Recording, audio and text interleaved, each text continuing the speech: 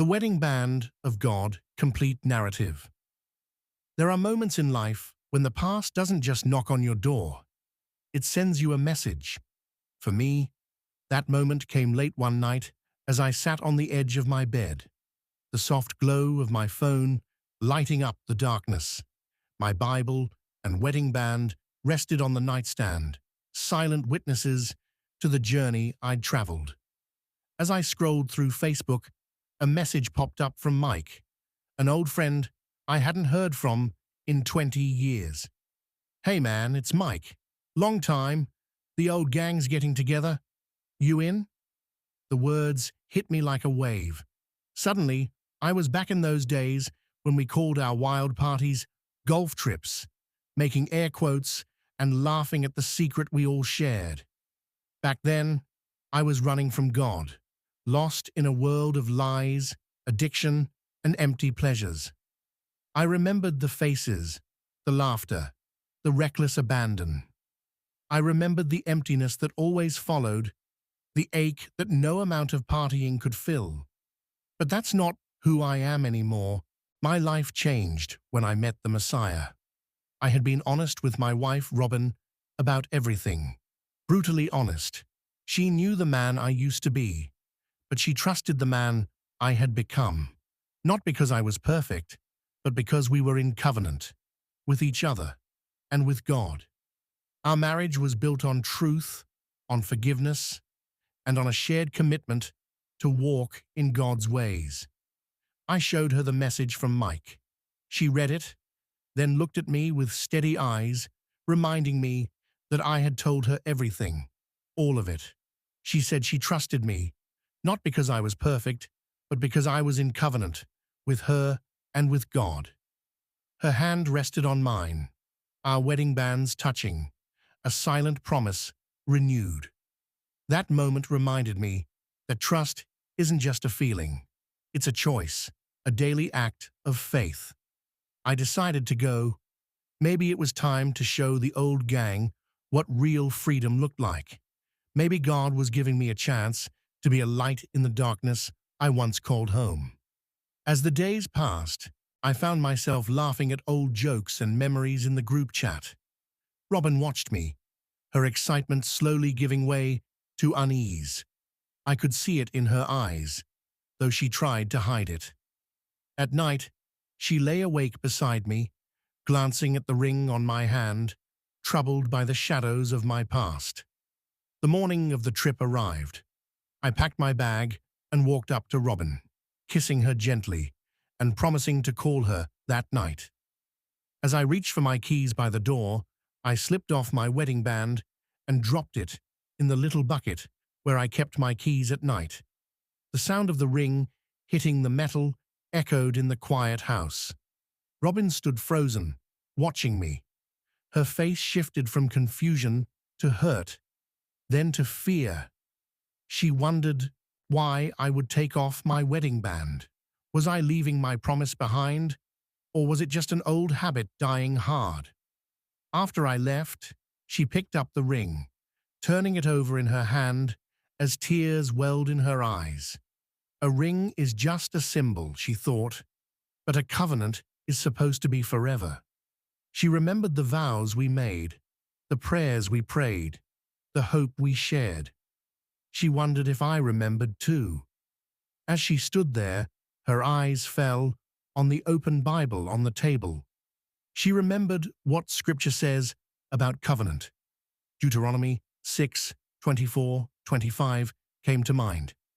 "And the Lord commanded us to do all these statutes, to fear the Lord our God, for our good always, that he might preserve us alive as we are this day.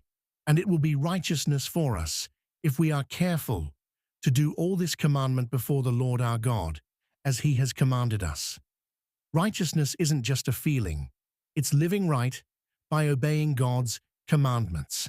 That's what it means to be in covenant. But God didn't just give us commandments. He gave us a sign, a wedding band for his people. She read in Exodus 31, "Surely my Sabbaths you shall keep, for it is a sign between me and you throughout your generations, that you may know that I am the Lord who sanctifies you. Therefore the children of Israel shall keep the Sabbath, to observe the Sabbath throughout their generations as a perpetual covenant. Just as a wedding band is a sign of a husband's covenant with his wife, the Sabbath is God's wedding band, a sign of his everlasting covenant with his people. That's why Yeshua, Jesus, said, "The Sabbath was made for man, not man for the Sabbath." God made the Sabbath as his wedding band for us, a sign of love, rest, and relationship. Every week as the sun sets and Sabbath begins, we are reminded of who we are and whose we are. The Sabbath is not a burden, but a gift, a time to remember, to rest, to rejoice in the covenant that binds us to our Creator. As Robin held the ring, she remembered the day I promised her I would never leave nor forsake her, just as Yeshua promised he would never leave or forsake us. I will never leave you nor forsake you, the scriptures say in Hebrews 13:5. Tears streamed down her face as she clung to that promise. She remembered the times I had failed, the times I had fallen short, and the times I had come home, humbled and repentant. She remembered the story of the prodigal son, the son who turned away from his sin and found his way back to the Father, who ran to meet him with open arms. She realized that the path back is always open, and that path is Torah, walking in God's commandments, returning to the Father's embrace. As the morning wore on, Robin sat in the quiet, praying for me, for our marriage, and for the covenant we shared. She asked God to guard my heart and to remind me of the promises I had made, not just to her, but to him.